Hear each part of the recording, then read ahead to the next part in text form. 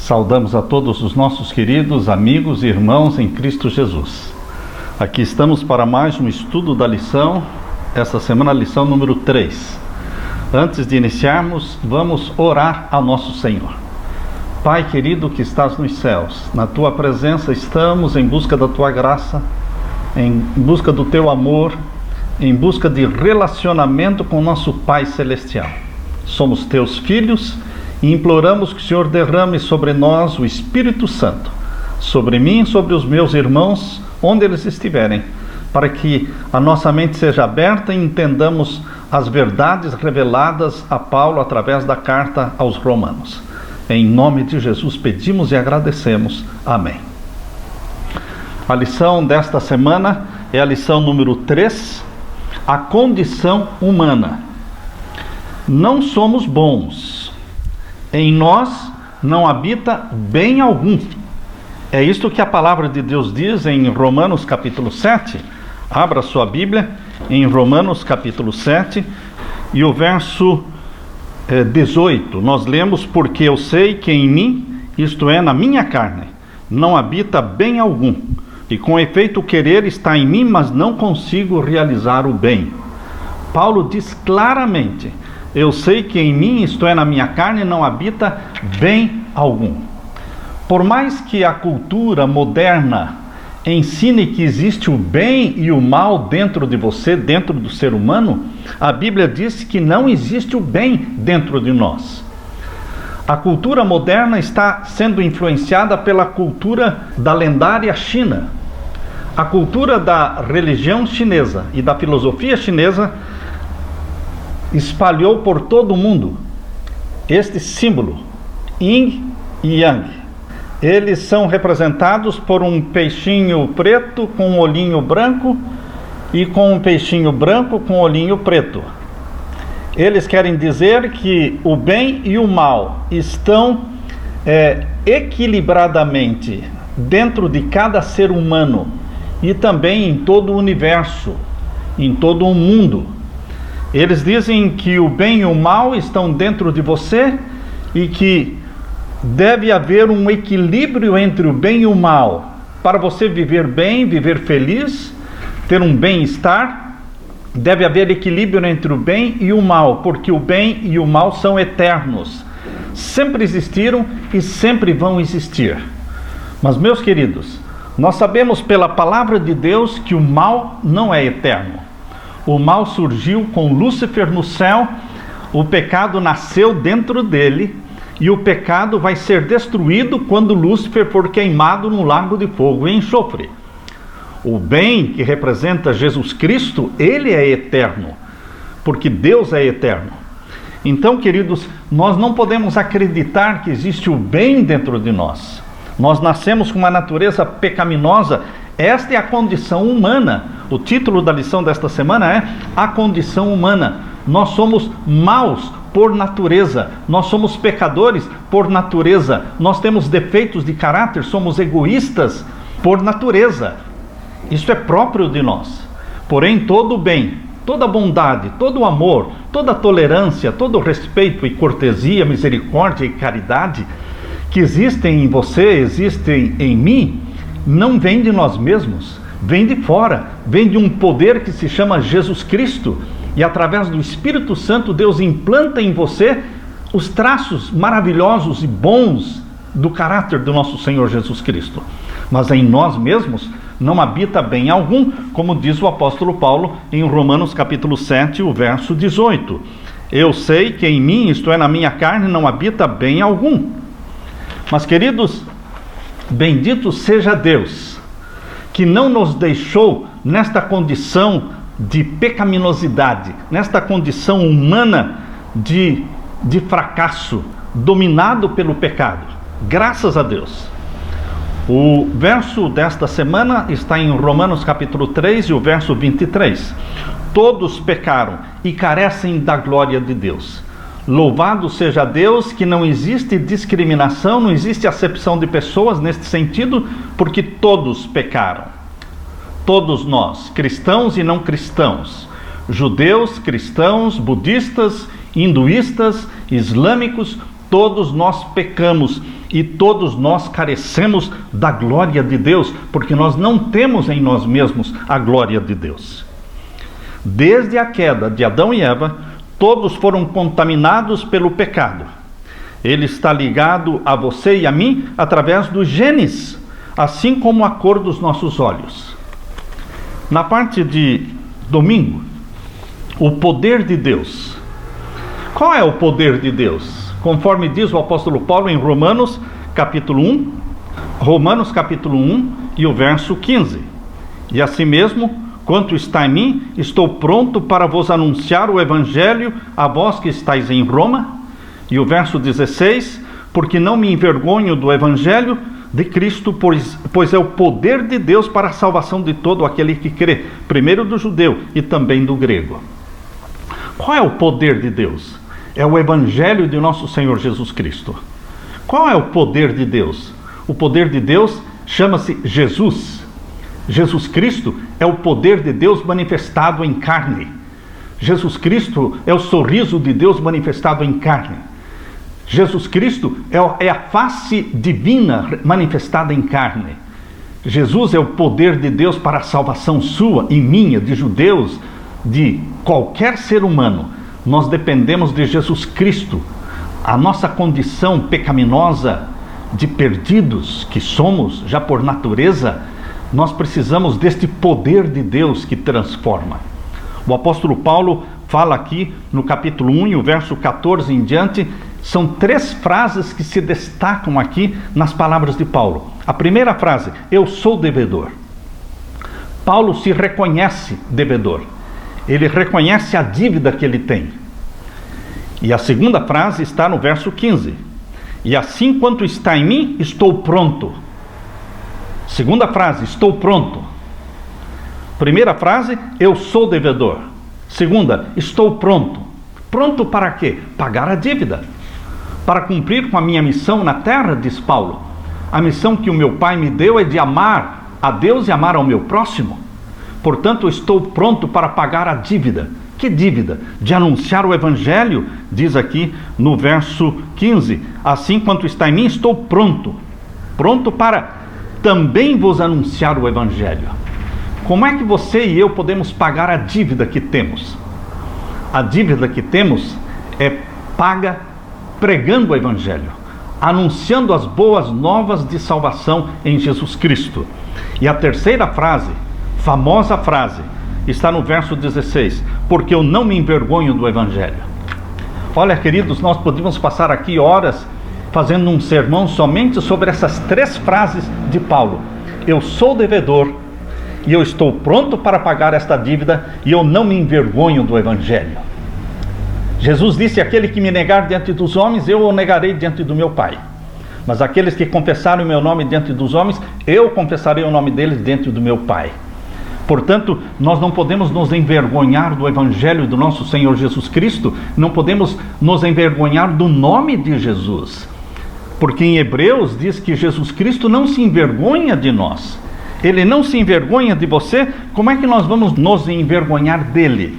Abra sua Bíblia em Hebreus. Hebreus capítulo 2 e o verso 11 diz assim: porque assim o que santifica como os que são santificados são todos de um só, por cuja causa não se envergonha de lhe chamar irmãos. Bendito seja o nosso Senhor Jesus Cristo, que não se envergonha de você e de mim, pecadores como nós somos. Nós somos irmãos de Jesus Cristo e Ele veio para nos resgatar. Por isso, queridos, eu deixo com vocês as 3 famosas frases do apóstolo Paulo. Eu sou devedor e eu estou pronto para pagar essa dívida, de anunciar o evangelho. E eu não me envergonho do evangelho do nosso Senhor Jesus Cristo, pois é o poder de Deus para a salvação de todo aquele que nele crê, do judeu e também do grego. E agora o verso 17, a famosa frase que revolucionou a vida de Martinho Lutero. Quando ele estava subindo aquela escadaria chamada Escada Santa, ajoelhado, como penitência, no meio do seu trajeto, ele ouviu uma voz dizendo o quê? Romanos capítulo 1 e o verso 17. Mas o justo viverá da fé. Ele se levantou, voltou para a Alemanha, para Wittenberg, e ali ele começou a desvendar os mistérios da justificação pela fé. Então ele encontrou alegria na salvação em Jesus Cristo, porque nele se descobre, verso 17, a justiça de Deus de fé em fé. Como está escrito, o justo viverá da fé. Eu não me envergonho de Jesus. Temos que testemunhar, mostrar Jesus e levar Jesus aonde quer que formos e mostrarmos aos outros quão precioso, quão amável e bondoso é o nosso Salvador Jesus. Na parte de segunda-feira, todos pecaram. É muito frequente esta frase na carta que Paulo escreveu aos Romanos, todos, tudo. Paulo menciona que Deus colocou todos debaixo do pecado, para que ninguém se glorie. Eu convido você para que leia Romanos capítulo 3 e o verso 23. Romanos capítulo 3 e o verso 23. Porque todos pecaram e destituídos estão da glória de Deus. Desde que Adão e Eva pecaram, eles se tornaram pecadores, destituídos da glória de Deus. Que glória? Qual é a glória que Adão e Eva perderam quando eles pecaram? Vejam que Adão e Eva, eles foram criados santos e glorificados.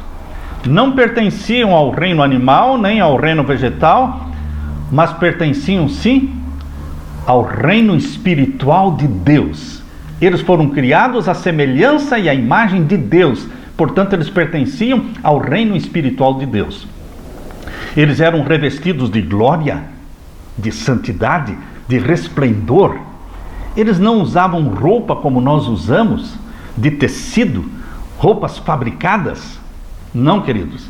A roupa que vestia Adão e Eva era aquela mesma roupa que Jesus Cristo recebeu ao sair do túmulo. Na ressurreição, ele deixou os lençóis dobrados e ele saiu glorificado.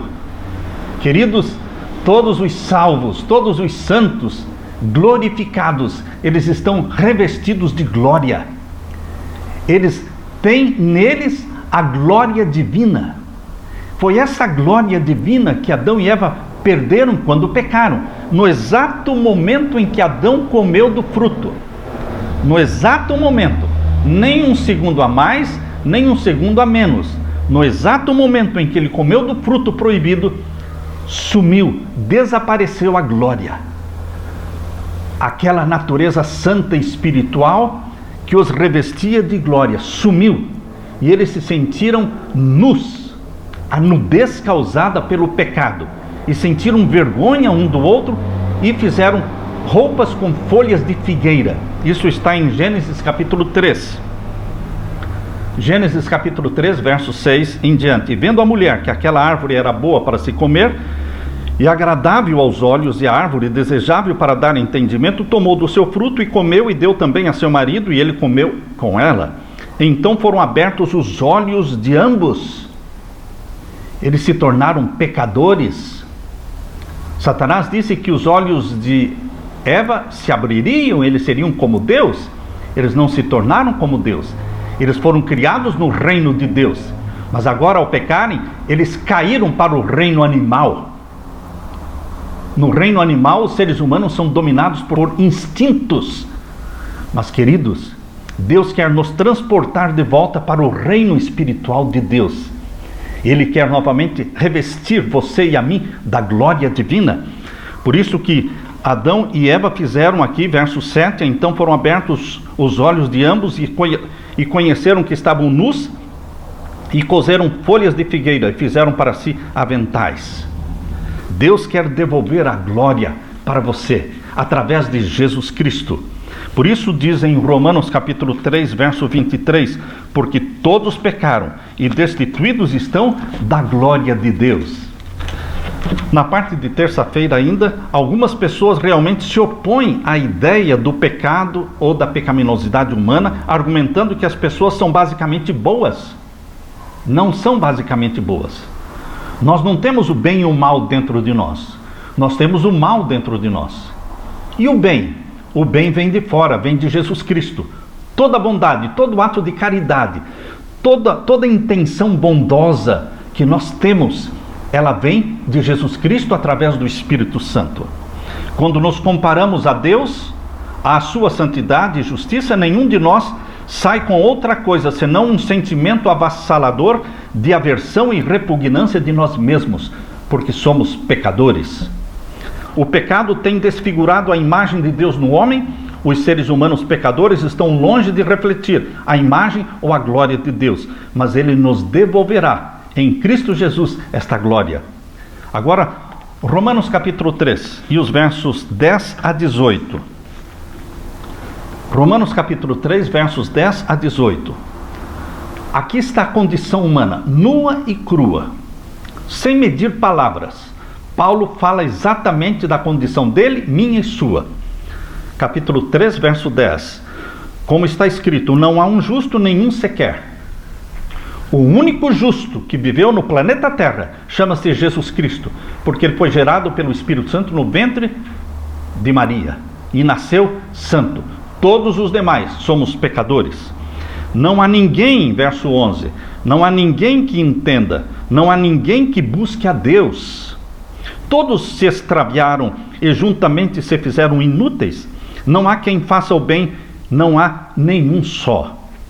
A sua garganta é um sepulcro aberto, com as suas línguas tratam enganosamente, peçonha de áspides está debaixo dos seus lábios.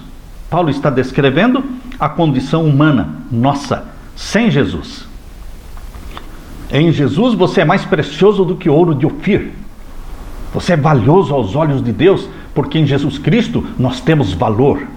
Mas sem Jesus Cristo nós somos isto que Paulo está descrevendo, cuja boca está cheia de maldição e amargura. Os nossos pés são ligeiros para derramar sangue. Em seus caminhos há destruição e miséria. E não conhecem o caminho da paz. Não há temor de Deus diante dos seus olhos. Queridos, esta é a nossa condição humana.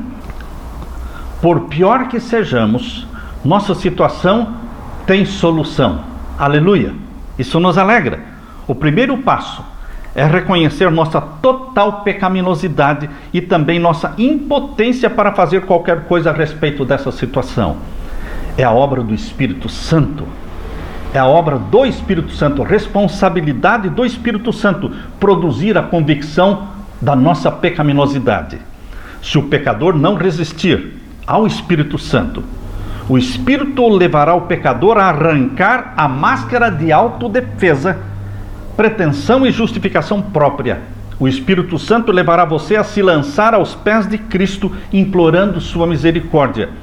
Assim nós vamos orar: Deus, tem misericórdia de mim, porque eu sou pecador. Na parte de terça-feira, progresso. A sociedade, a humanidade moderna se vangloria de que estão progredindo, estão evoluindo. Será que realmente está havendo progresso do ser humano? Muitos confundem o progresso tecnológico como o progresso da humanidade. A tecnologia pode estar progredindo e avançando, mas a moralidade está decaindo. Estão invertendo os valores. A mentira tem sido espalhada como sendo verdade, e as verdades da palavra de Deus estão tropeçando de esquina em esquina, sem ter lugar para ser abrigada. Queridos, evolução ou involução? O ser humano está involuindo, está regredindo, está sendo rebaixado do seu nível original, onde fomos criados como filhos e filhas de Deus.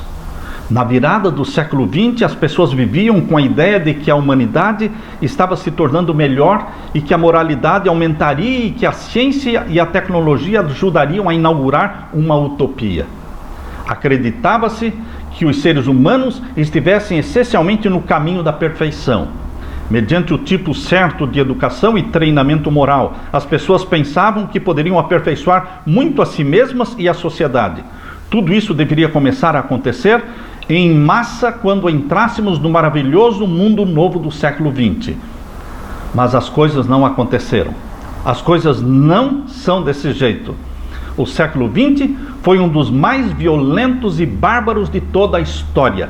E, ironicamente, em grande parte graças aos avanços da ciência, o que tornou mais possível que as pessoas matassem outras numa escala com a qual os mais depravados, loucos do passado só puderam sonhar. Nós estamos evoluindo, mas Deus tem um novo céu e uma nova terra. Deus tem sim um sonho, maravilhoso sonho para você e para todo aquele que crê em Jesus Cristo como Salvador. O capítulo 1 mostra a depravação dos gentios. O capítulo 2 mostra a depravação dos judeus. E o capítulo 3, Paulo mostra a solução para gentios e a solução para os judeus. Eu quero que você leia agora comigo, capítulo 1 e o verso 22 a 32. Aqui Paulo está falando da depravação dos gentios. Dizendo-se sábios, tornaram-se loucos. Mudaram a glória de Deus incorruptível em semelhança da imagem do homem corruptível, e de aves, e de quadrúpedes, e de répteis. Pelo que também Deus os entregou às concupiscências dos seus corações, à imundícia, para desonrarem seus corpos entre si. Pois mudaram a verdade de Deus em mentira. É isso que os homens sem Deus fazem. Mudam a verdade em mentira, invertem os valores. Antigamente, homem era homem e mulher era mulher, fêmea e macho. Assim Deus nos criou, homem e mulher. Mas, queridos, hoje estão fazendo a cabeça das crianças, estão tentando impressionar e pressionar as nossas crianças e os pais, para que todos entendam que cada um escolhe o sexo que quer, o gênero que quer. Queridos, é exatamente o que Paulo, inspirado por Deus, falou aqui no verso 25. Mudaram a verdade de Deus em mentira e honraram e serviram mais a criatura do que o Criador, que é bendito eternamente. Verso 26. Pelo que Deus os abandonou às paixões infames. Por que Deus os abandonou às paixões infames? Porque Deus dá o livre-arbítrio para que você escolha o caminho da justiça ou o caminho do pecado. O caminho da vida eterna ou o caminho da perdição. Deus dá o livre-arbítrio, a liberdade de escolha, para que cada um sirva ao Senhor Jesus Cristo ou ao Senhor Satanás. Então, uma vez que a pessoa usa a sua liberdade de escolha para seguir o caminho do pecado e se tornar servo de Satanás, Deus deixa que eles sigam o caminho que eles escolheram. Por isso diz aqui, pelo que Deus os abandonou às paixões infames, porque até as suas mulheres mudaram o uso natural. Qual é o uso natural da mulher? Se apaixonar por um homem, pelo sexo oposto, de se casar com um homem. Uma mulher se casa com um homem, forma um lar e procriam. Esta semana um rapaz fez um vídeo dizendo: o meu passaporte expirou e eu fui renovar o meu passaporte, e qual foi minha surpresa? Quando cheguei lá para renovar o passaporte, não existia mais ali o lugar para pai e mãe. O que estava lá era genitor 1, genitor 2. Então eles colocam lá como genitor 1 o João e o genitor 2 o Pedro. Queridos, o João e o Pedro, dois homens, não procriam. Mas a Bíblia diz que os homens mudariam a verdade em mentira. E é exatamente. A mulher mudou o uso natural dela de se apaixonar por um homem e está se apaixonando por outra mulher. É o lesbianismo, condenado pela palavra de Deus. Por isso diz aqui o verso 26. Porque até as suas mulheres mudaram o uso natural ao contrário da natureza. E o verso 27, semelhantemente também os homens, deixando o uso natural da mulher, se inflamaram em sua sensualidade uns para com os outros, varão com varão, homem com homem. Queridos, é exatamente a condição do ser humano nos nossos dias sem Jesus. Homem com homem, mulher com mulher. Sem falar que existem também muitos que se relacionam com animais. Agora, queridos, o verso 27. E semelhantemente também os homens, deixando o uso natural da mulher, se inflamaram em sua sensualidade, uns para com os outros, varão com varão, cometendo torpeza aos olhos de Deus. Isso é torpeza, isto é profanação, isto é promiscuidade, está claro aqui, e recebendo em si mesmos a recompensa que convinha aos seus erros. E como eles se não importaram de ter conhecimento de Deus, ou seja, não queriam o conhecimento de Deus, não querem saber da opinião de Deus, assim Deus os entregou a um sentimento perverso, e que eles escolham as consequências das suas decisões perversas, para fazerem coisas que não convêm. Verso 29. Estando cheios de toda iniquidade, prostituição, malícia, esta é a condição humana sem Jesus.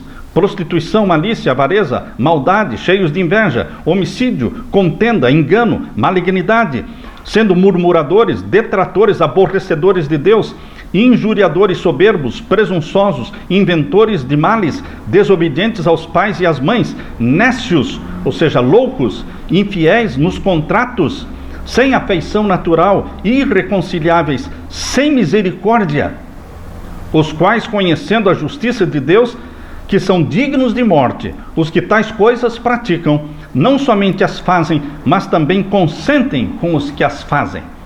Esta é a condição dos seres humanos sem Deus. Paulo está descrevendo em Romanos capítulo 1, verso 22 a 32, a sociedade atual onde você vive, os problemas que nós estamos enfrentando. Queridos, na parte de quarta-feira, o que os judeus e gentios têm em comum? O que é que nós temos? Qual é a afinidade entre judeus e gentios? A pecaminosidade. Judeus e gentios, eles têm em comum a natureza pecaminosa. Todos estão debaixo do pecado. Só Jesus Cristo nos liberta do pecado e nos coloca acima do pecado, porque o pecado passa a ser dominado. Ele deixa de governar a sua vida em Jesus Cristo. Jesus Cristo lhe dá o poder para quebrar o poder do pecado, quebrar o domínio de Satanás na sua vida. Em Romanos capítulo 1, Paulo expõe a idolatria dos gentios e sábios do mundo. Em Romanos capítulo 2, ele muda o foco e agora o foco dele, a lente dele se volta para os judeus, mostrando que eles também estão em pecado, estão em estado de perdição e necessitam da graça, tanto quanto os gentios. Apesar de todas as vantagens que foram dadas aos judeus, Deus lhes deu algumas vantagens, Deus fez deles os depositários da sua luz, da sua verdade. Os 40 escritores da Bíblia, todos foram judeus. O Salvador do mundo, Jesus Cristo, é judeu. Mas mesmo assim o povo judeu também está na mesma condição de perdição, porque só Jesus salva. E os judeus rejeitaram Jesus, rejeitaram o Messias. Judeus e gentios, igualmente, necessitamos da graça. E a graça é universal, porque Deus amou o mundo de tal maneira que deu seu Filho unigênito, para que todo aquele que nele crê, judeu, grego, gentio, qualquer um que nele crer, não pereça, mas tenha vida eterna. João 3,16. Em Romanos capítulo 2, versos 1 a 3. Romanos capítulo 2, versos 1 a 3. Veja como Paulo mudou o foco dos gentios para os judeus. No capítulo 2, 1 a 3. Por quê? Portanto, és inexcusável quando julgas. Está falando para os judeus. És inexcusável quando julgas, ó homem, quem quer que sejas, porque te condenas a ti mesmo naquilo em que julgas o outro, pois tu que julgas fazes o mesmo. E bem sabemos que o juízo de Deus é segundo a verdade. Haverá um juízo. Poucos se conscientizam de que há um juízo. E o juízo divino, o juízo celestial, onde nome por nome será passado em revista dos mortos e dos vivos, todos serão julgados. Este juízo é segundo a verdade. A verdade. A palavra de Deus diz que a verdade é Jesus Cristo. Eu sou o caminho, a verdade e a vida. João 14,6. A Bíblia diz que a verdade é a palavra de Deus. Santifica-os na verdade. A tua palavra é a verdade. João 17,17. A palavra de Deus diz que a lei de Deus é a verdade. Todos os teus mandamentos são verdadeiros. Salmos 119, verso 142. A tua lei é a verdade. E o verso 86 do Salmo 119 diz: todos os teus mandamentos são verdade. Portanto, a verdade na Bíblia não é abstrata. A verdade na Bíblia é Jesus. É a Bíblia toda. É a lei de Deus. E são todos os mandamentos da lei. Esta é a verdade. E aqui no verso 2 do capítulo 2 de Romanos diz que Deus julga segundo a verdade. E o verso 3: e tu, ó homem, que julgas os que fazem tais coisas, cuidas que fazendo-as tu escaparás ao juízo de Deus? Todos, judeus e gregos, são colocados no mesmo nível de perdidos, de carentes da graça do nosso Senhor Jesus Cristo. Depois que o apóstolo mostrou que todos os pagãos são pecadores, de maneira especial e enfática, ele mostrou que os judeus viviam em pecado também. É fácil ver e apontar os pecados dos outros. Quantas vezes, porém, somos culpados das mesmas coisas, ou piores ainda? O problema é que temos a tendência de ignorar os nossos pecados. Paulo falou por experiência própria. Paulo era um tremendo fariseu. Paulo era um tremendo santarrão que odiava os gentios. Queridos, Paulo aprendeu por experiência própria que ele era perdido e que ele precisava de Jesus Cristo, o Cristo Nazareno que morrera na cruz e que se revelou a ele naquela estrada de Damasco. Foi ali que ele se encontrou com Jesus Cristo, quando ele disse: Saulo, Saulo, por que tu me persegues? E quando Saulo se converteu a Jesus, ele deixou de ser um fariseu, um hipócrita. Ele passou a ver a sua própria pecaminosidade, dizendo: Cristo Jesus veio salvar os pecadores, dos quais eu sou o principal. Veja a convicção de Paulo da sua pecaminosidade: eu sou o principal dos pecadores. A história se repete hoje. Como adventistas, muitas vezes criticamos os não adventistas como se eles fossem piores e como se nós fôssemos melhores. Isto é um engano. Deus colocou todos debaixo do pecado, para que todos sentissem a necessidade de um Salvador. O argumento de Paulo em tudo isso é que nenhum de nós é justo, nenhum de nós satisfaz o padrão divino. Ninguém é inerentemente bom e santo. Judeus ou gentios, homens ou mulheres, ricos ou pobres, tementes a Deus ou os que o rejeitam, todos estamos condenados. E se não fosse pela graça do nosso Senhor Jesus Cristo, revelada no Evangelho, não haveria esperança para mim e para você. Graças a Deus pela graça infinita, pela graça eterna, pela graça extasiante do nosso Senhor Jesus Cristo. Na parte de quinta-feira, o Evangelho e o arrependimento. Aqui está o texto de Romanos capítulo 2 e o verso 4. Diz assim: desprezas a riqueza da sua bondade e tolerância e longanimidade, ignorando que a bondade de Deus é que te conduz ao arrependimento? Veja que Deus não somente nos convence dos nossos pecados através do Espírito Santo, porque João 16:8 diz que o Espírito Santo, quando vier, vos convencerá do pecado, da justiça e do juízo. O Espírito Santo nos convence do pecado, mas o Espírito Santo também nos dá o arrependimento, porque diz aqui: ignorando que a bondade de Deus é que te conduz ao arrependimento. É Deus que nos dá o arrependimento. É Deus que nos convence do pecado. É Deus que me leva a confessar.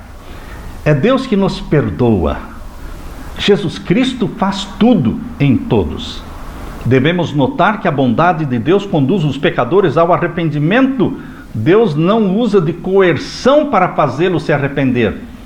Ele mostra a bondade e a misericórdia dele. E em face da bondade e da misericórdia de Deus, nós nos sentimos pecadores, e o Espírito Santo nos dá o arrependimento. O arrependimento é um dom de Deus, mas temos que estar preparados e abertos para recebê-lo. A maioria rejeita este dom de Deus que se chama arrependimento.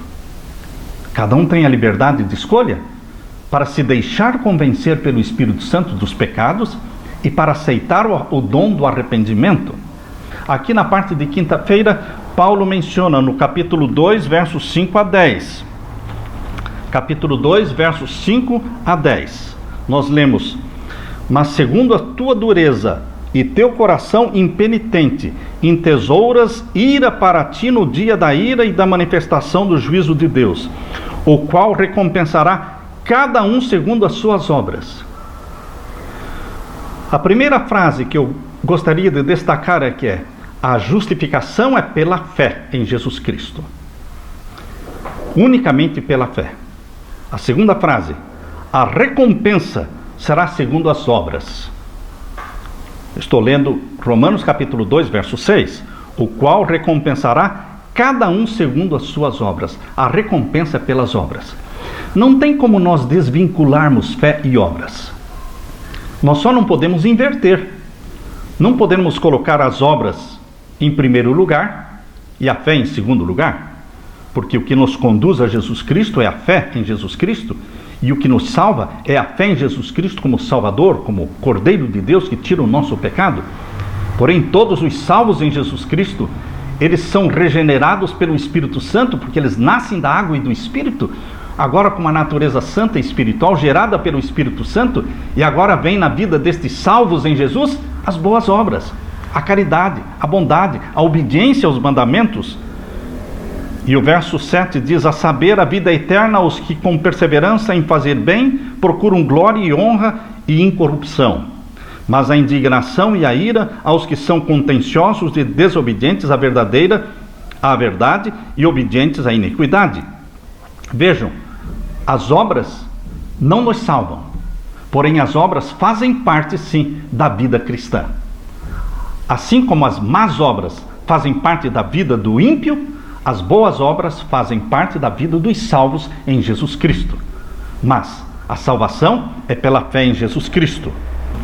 Romanos capítulo 2 e os versos 12 em diante. Abra sua Bíblia.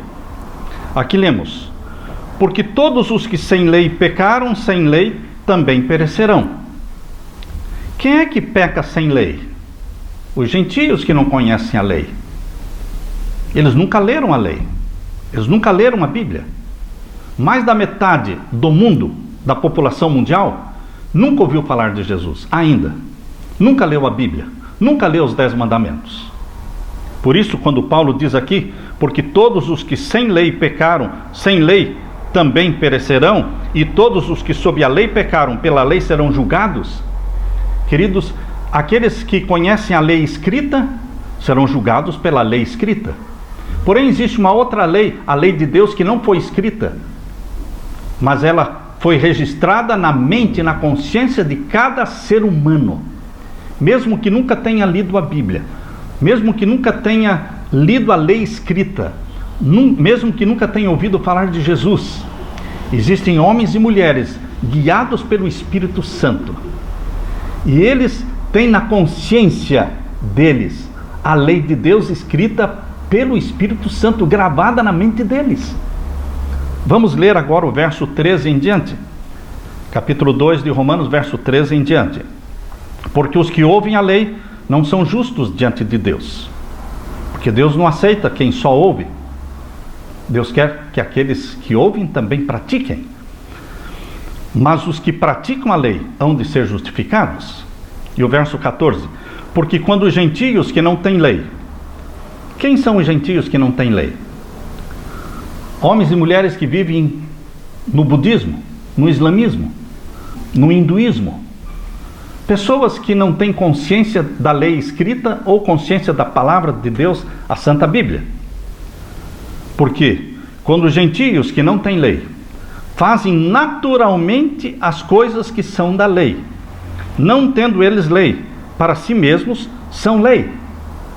Como é que, se eles nunca leram a Bíblia e nunca leram a lei, não têm conhecimento dela, como é que eles fazem naturalmente as coisas que são da lei? Porque existe aquilo que a Bíblia apresenta e que nós sabemos que é o Espírito Santo. O Espírito Santo não está restrito às paredes das igrejas cristãs. O Espírito Santo transcende as igrejas cristãs. E o Espírito Santo atua no hinduísmo, no islamismo, enfim, queridos, em todos os 4 cantos da terra. O Espírito Santo está impactando homens e mulheres, impressionando a mente de homens e mulheres para serem obedientes a Deus, um Deus que eles próprios não conhecem, mas são pessoas, filhos obedientes a pais e mães, são pessoas que aborrecem o assassinato, o adultério. Queridos, o Espírito Santo grava, diz o verso 15, o Espírito Santo grava na mente deles a lei de Deus, e eles obedecem à lei de Deus sem conhecerem a lei de Deus. Verso 15 diz, os quais mostram a obra da lei escrita em seus corações. Estes que nós muitas vezes consideramos perdidos, muitos deles são sinceros adoradores de Deus, como Cornélio, centurião romano, que adorava a Deus, mas ele pertencia ao mitraísmo, à religião romana, que adorava o sol. Mas a Bíblia diz que Cornélio adorava a Deus, sem conhecer a Deus. Mas Deus disse, as esmolas e a caridade de Cornélio chegaram até mim. Portanto, Pedro, vá lá visitar Cornélio. Leve para ele as boas novas da salvação em Jesus, para que ele conheça Jesus, porque ele me agrada, ele me serve. Assim também como o exemplo de Cornélio, temos dezenas e milhares de pessoas espalhadas por todas as religiões do mundo, que conforme o verso 15 de Romanos capítulo 2 diz assim, os quais mostram a obra da lei escrita em seus corações, testificando juntamente a sua consciência, e os seus pensamentos, quer acusando-os, quer defendendo-os. E o verso 16, no dia em que Deus há de julgar os segredos dos homens. Deus há de julgar. Existe um dia do juízo, em que Deus trará a juízo todas as obras dos cristãos, dos gentios. Aqui diz que Deus há de trazer a juízo todos os segredos dos homens, e os julgará por Jesus Cristo. Jesus Cristo foi escolhido para ser o juiz, porque Deus o Pai não julga ninguém. João capítulo 5, verso 22 diz, Deus o Pai não julga ninguém, mas deu ao Filho o poder de julgar. E o verso 27 de João capítulo 5 diz, deu ao Filho o poder de julgar porque ele é filho do homem. Queridos, Jesus Cristo é o juiz no santuário celestial. Ele julgará os segredos de todos. Ele é o nosso juiz, mas ele também é o nosso advogado. Jesus Cristo, que advoga e intercede por você, ele também é o nosso juiz. Que bênção, que maravilha termos o advogado Jesus Cristo como nosso juiz. Por isso, aquele que tem o Filho de Deus tem a vida eterna, porque ele julga, mas ele também advoga.